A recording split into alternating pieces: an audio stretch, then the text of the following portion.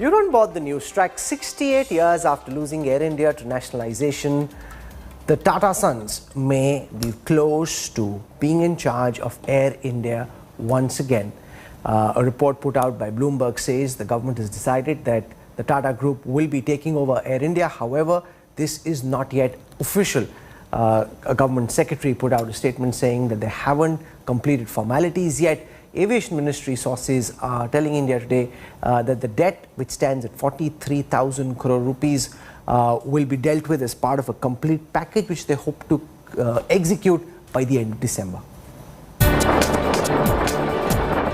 A bruised and battered Maharaja returning to the fold of the group which crowned him 89 years ago.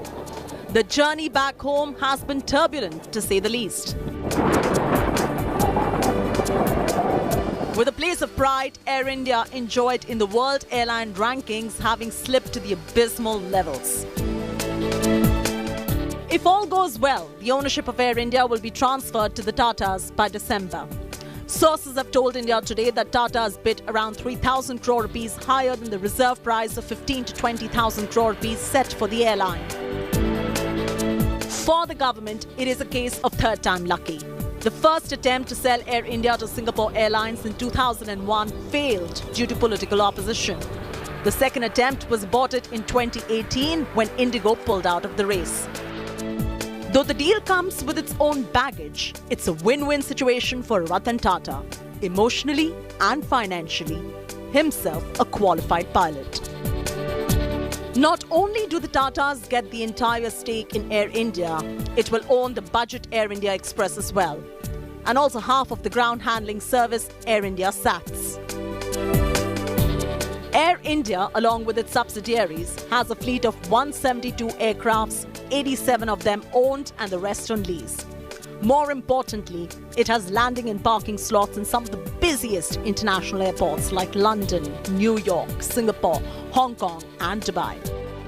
There are also many unused slots in Russia, former Soviet countries and Bangladesh, which the new owner can exploit. Add to this, the trained pilots, technicians and other staff Air India brings with it. Two iconic landmarks, the 23-floor Air India building at Nariman Point, Mumbai, and the airline house in Lutyens, Delhi, will also be transferred to the Tatas. The government, meanwhile, gets rid of a company hemorrhaging cash. Air India reportedly has 43,000 crore rupees in debt, a hit that the government will take before handing over the company to the Tatas. The sale also pushes the disinvestment agenda of the government. For now, the Department of Investment and Public Asset Management has said that government decision is yet to be formalized. The big point of contention has always been the huge pension and medical reimbursement obligations for retired Air India employees. Tatas had also made it clear that they want zero pending employee dues. Government has reportedly agreed to this. Air India, which will be handed to the Tatas, will have most of its assets and nearly none of its liabilities. In the industry, this has brought a lot of cheerfulness because most of the industry players now believe that if Tata Sons were to get into the aviation sector, it will give a big boost. And this is also happiness. This is also spelling a lot of happiness for Air India employees because over the past few years, we have seen how the entire airline was in the doldrums. We are expecting the deal to be closed in the next coming months. And according to the government, the deal will be done and everything will be sealed by December and the official takeover will begin early next year. This is Aishwarya Paliwal reporting for India Today with camera person Satya Ranjan.